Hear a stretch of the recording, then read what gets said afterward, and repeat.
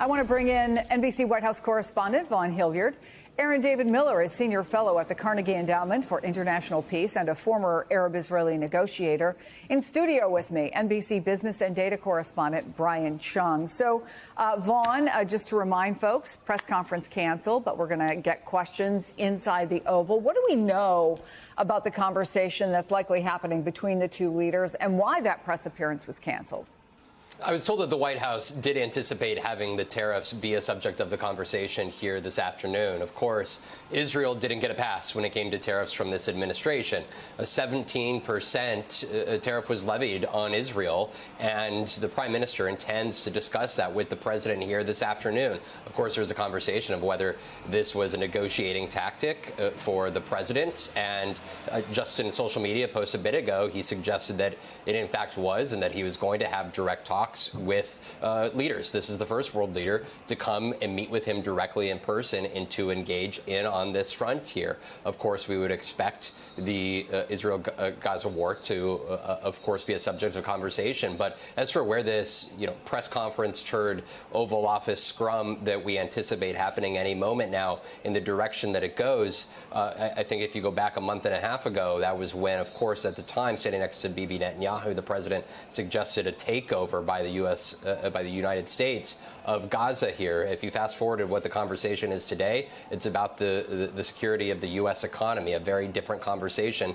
and focus here today in the United States here. But for the president, there's a lot of serious questions that he has not answered here at this point in time, especially as we watch the uncertainty on the markets here yet again today, and his cabinet officials struggle to frankly articulate a clear message about what they are willing to negotiate on and what their expectations are on other countries from Israel, but the EU, Taiwan, two places that have suggested they'd be open to potential zero-for-zero tariffs on automobiles and industrial goods. And yet Peter Navarro, his trade advisor, came out and said that wasn't good enough. So there's a lot that the president could answer and make clear here today at a time in which the market has shown it's volatile and responsive to the words that are coming out of Washington, D.C. Brian, let me play for you some of what Treasury Secretary Scott Bessent said on Meet the Press with Kristen Welker just yesterday.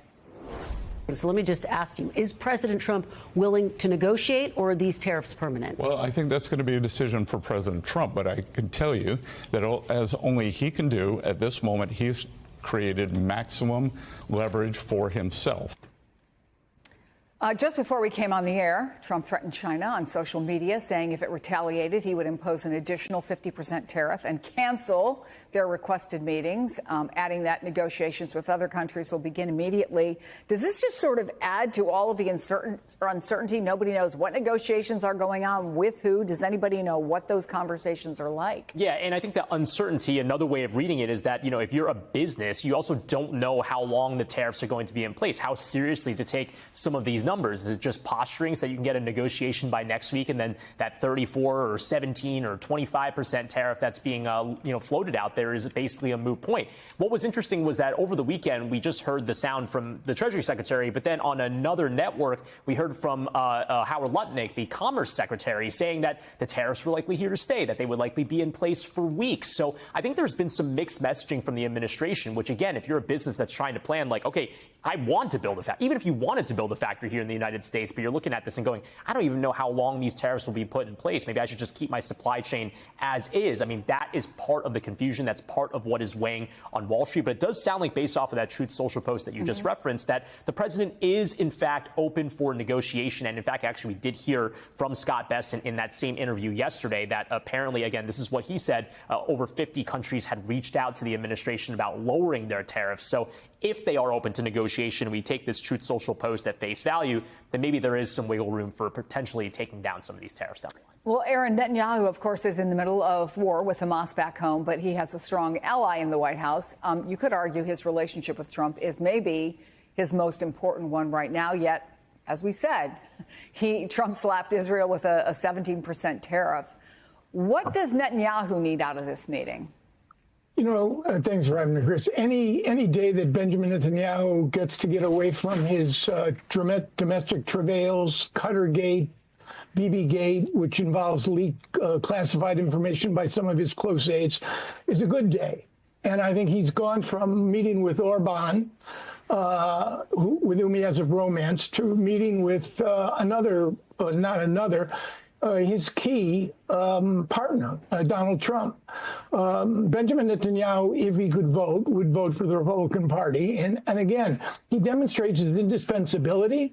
And if, in fact, there is a happy outcome on tariffs, that is to reduce 70%, which is going to really slam the Israeli economy, particularly the service, as opposed to the goods exported to the United States, to 10%.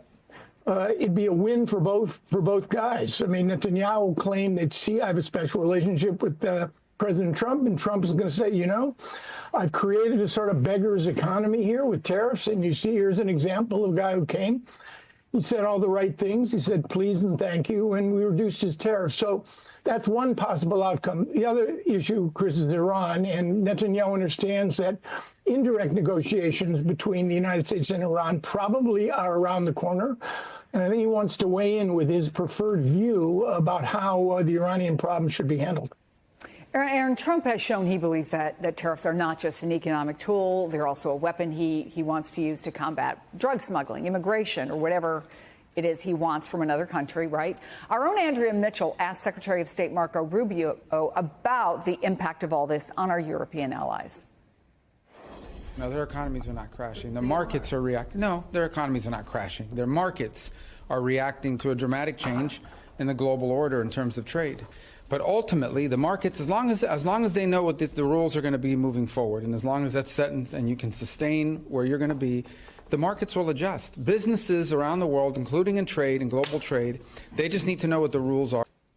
Well, that's the key phrase, right, Aaron? They just need to know what the rules are. But what impact does it have if nobody knows what the rules are? I mean, uncertainty is always bad for business, whether it's the markets, whether it's tech mergers, whether it's the economy. And look, the rules here are being written and rewritten by the president. Again, back to the Israeli case. In 1985, the U.S. and Israel signed a free trade agreement. That was the first free trade agreement that the United States signed with any country.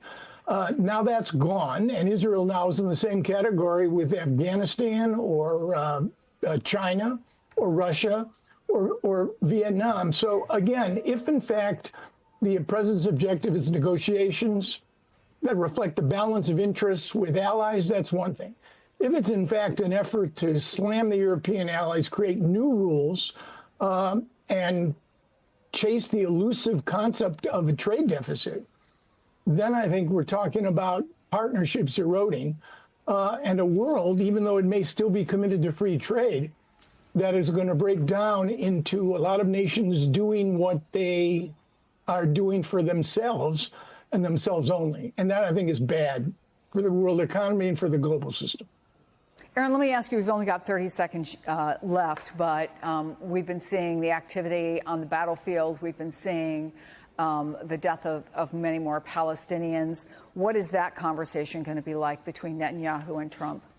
It really depends on whether or not the president of the United States is prepared to accept the fact that the longer this war goes on, the more Palestinian civilians are going to die. 41 Israeli hostages have died while in captivity, either as a consequence of beating, starvation, willful execution, or accidentally as Israeli troops prosecuted their war against Hamas. It's up to the president, because Mr. Netanyahu will keep this war going for as long as it suits his political needs and interests, because he knows, Chris, once the war comes to an end, then there's accountability, there's a state commission of inquiry, and he faces perhaps the loss of power, a conviction or a plea deal that will end his political career. So on this one, it's up to the president. And I'm not entirely confident that Gaza is going to be a core issue in their conversation.